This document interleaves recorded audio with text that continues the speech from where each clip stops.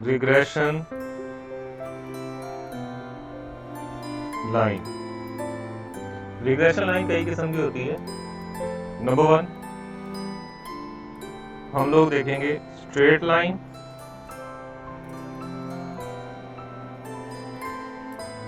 या इसे हम कहते हैं रिग्रेशन लाइन,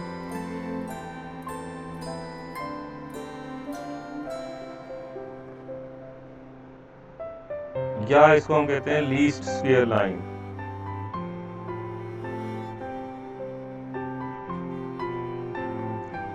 ये नंबर 1 है। नंबर 2 हमारे पास आ गई सेकेंड डिग्री पैराबोला,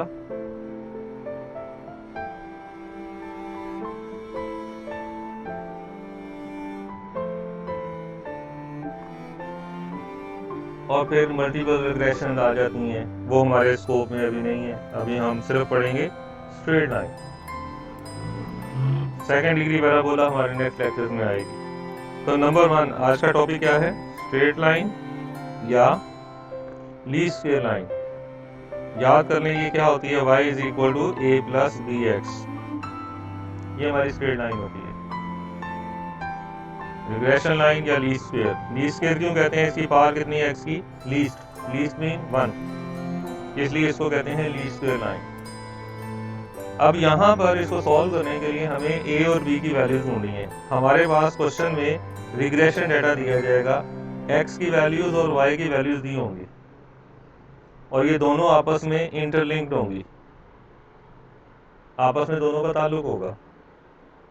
मसलन यहाँ हो सकता है लिखा हो कि वेट्स हैं, ये वेट्स किसी स्टूडेंट का वेट है जो जब एडमिशन हुआ उस वक्त उसका वेट किया गया, 6 महीने बाद दोबारा उसी बच्चे के वेट्स लिए गए, तो ये वही स्टूडेंट है, रोल नंबर 1 ही है और उसका वेट इतना था, अब इसका वेट इतना हो गया है। तो ये एक्स और वाई जो है वो आपस में सेम डाटा होगा, एक जैसा, या आपस में ताल्लुक होगा दोनों का। अब यहां से हमने a और b की वैल्यूज फाइंड करनी है।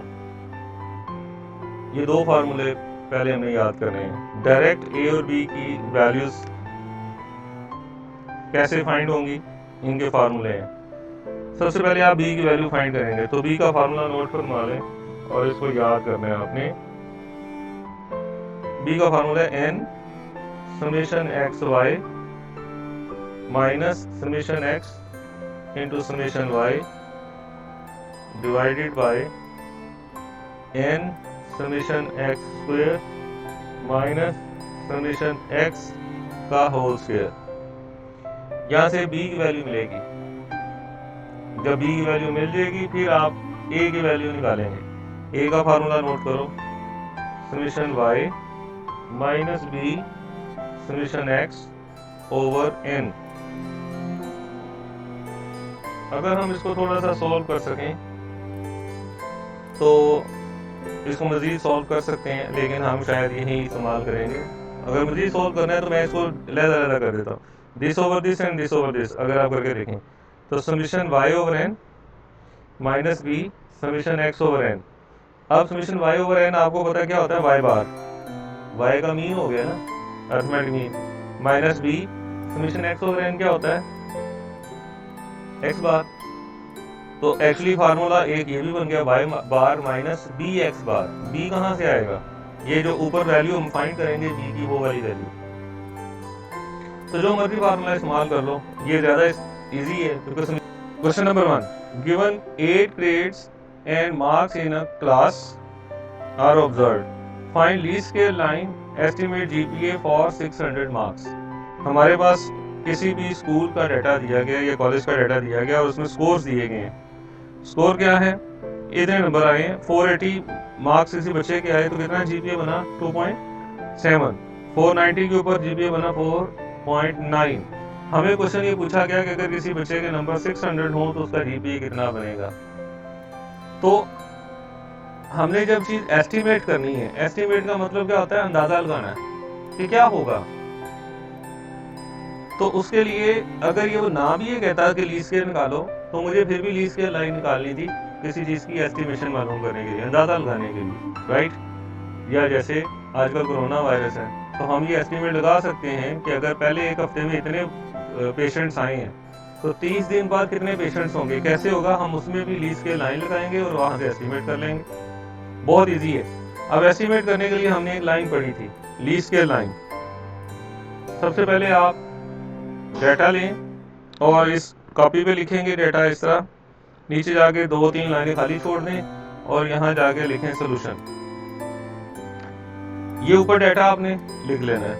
नीचे आ जाओ, लीज स्केल लाइन किसके इक्वल होती है, यहाँ लिखो least square line y equals a plus B X, ये हमें मालूम है। इस इक्वेशन को इक्वेशन नंबर ए कह रहे हैं। इसमें से a और b की वैल्यूज फाइंड करनी है। सबसे पहले लिखो b कैसे फाइंड होगा। b का फॉर्मूला याद है आपको जी, क्या फॉर्मूला था b का, n summation X Y minus summation X summation Y over n summation X square minus summation X का होल स्क्वायर। अब स्टैटिस्टिक्स का हर फार्मूला किधर से किधर सोल्व होता है, ये मैंने बताया हुआ है पहले आपको, राइट टू लेफ्ट। स्टैटिस्टिक्स के हर फार्मूले को राइट टू लेफ्ट सोल्व करना शुरू करेंगे। सबसे पहले आपको क्या मिला, ये फार्मूला खुद एक लैंग्वेज है, ये बता रहा है क्या करो, ये कह रहा है समेशन वाई ढूंढो। तो हम लोगों ने समेशन वाई ढूंढ लेना है। ये जो डाटा आपको दिया गया याद रखें, इसको आप एक्स कह दें, इसको वाई कह दें, जिसको मर्जी एक्स जिसको मर्जी वाई कहा जा सकता है। तो पहले को एक्स कह दिया, दूसरे को वाई कह दिया। समेशन वाई कैसे मिलेगा हमें, मैं ये डाटा थोड़ा सा छोटा कर लेता हूं ताकि मेरे पास नीचे जगह बन जाए।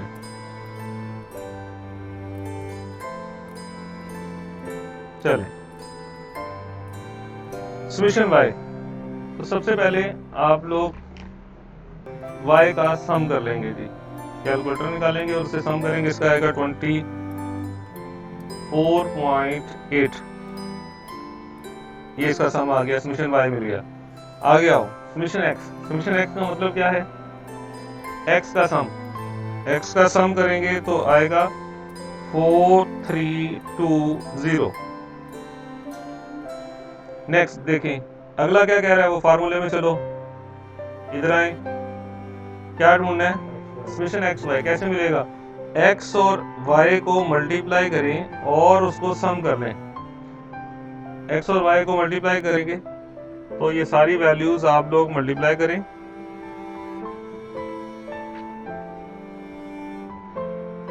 x y दोनों को मल्टीप्लाई करके यहां लिखते जाए कैलकुलेटर से। ये हमारे पास x इंटू वाई हो गया है। x और y को अब इसका सम करो, इसका सम आएगा 3492। आगे चलो n के नंबर ऑफ वैल्यूज वो हमारे पास मौजूद हैं। कितनी है नंबर ऑफ वैल्यूज, 8। ये क्या कह रहा है, नीचे आओ, समेशन x का होल स्क्वायर। समेशन x है हमारे पास, x स्क्वायर का सम करो, तो यहाँ पे x स्क्वायर करो, ये x है 480, उसका स्क्वायर करेंगे 230400। ये सारी वैल्यूज का स्क्वायर कर लें।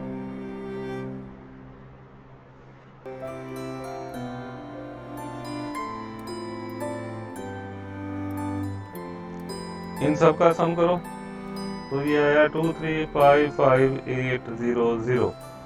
अब इन सारी वैल्यूज को इसमें डाल दो, ये जो हमने वैल्यूज बनाई थी फार्मूला। n कितना है, 8।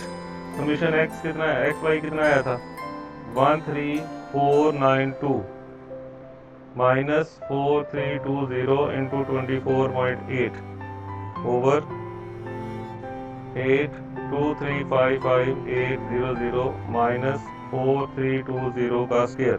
ये सारा कुछ सॉल्व करोगे तो आपके पास आया 0.00435। ये b की वैल्यू आई।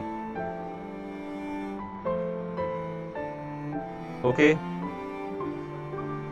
अब क्या रह गया, a की वैल्यू का फॉर्मूला क्या था आपको पता है, क्या फार्मूला था, summation y minus b summation x over n।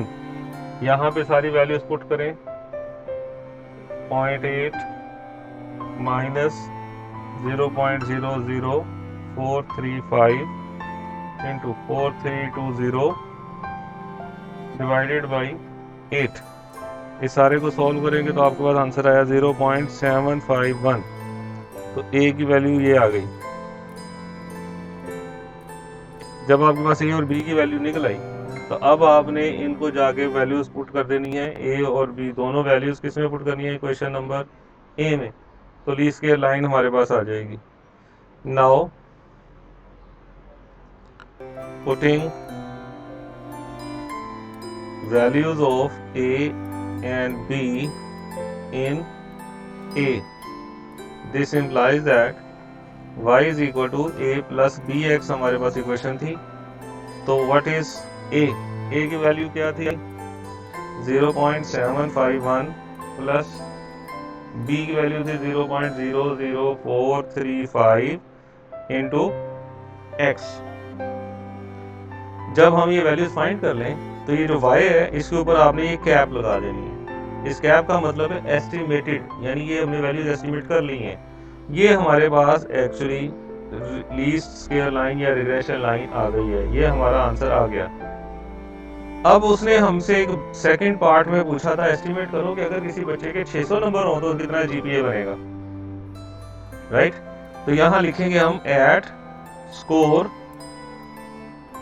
600। जब उसका स्कोर 600 है तो अगर आप पीछे जाके देखो तो हमने स्कोर को क्या कहा था? x। तो जब उसके नंबर यहां कहीं 600 आएंगे, x यानी 600 होगा, तो फिर y क्या होगा? इसका मतलब हमने तो जीपीए निकालना है। जीपीए को हमने क्या नाम दिया था? y। यहां देखें y क्या है? जीपीए। x क्या था? स्कोर। मैंने क्या लिखा? जब स्कोर हमारा क्या है? 600, यानी ये एक्चुअली वैल्यू किसकी है? x की।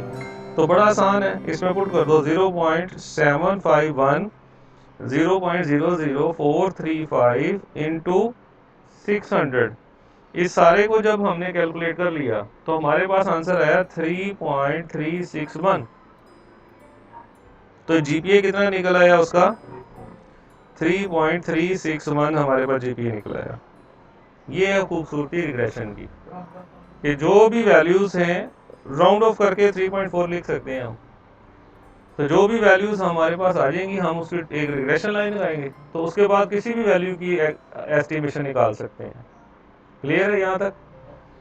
इस क्वेश्चन को मुकम्मल कर लें। आज के लिए इतने रहने दें।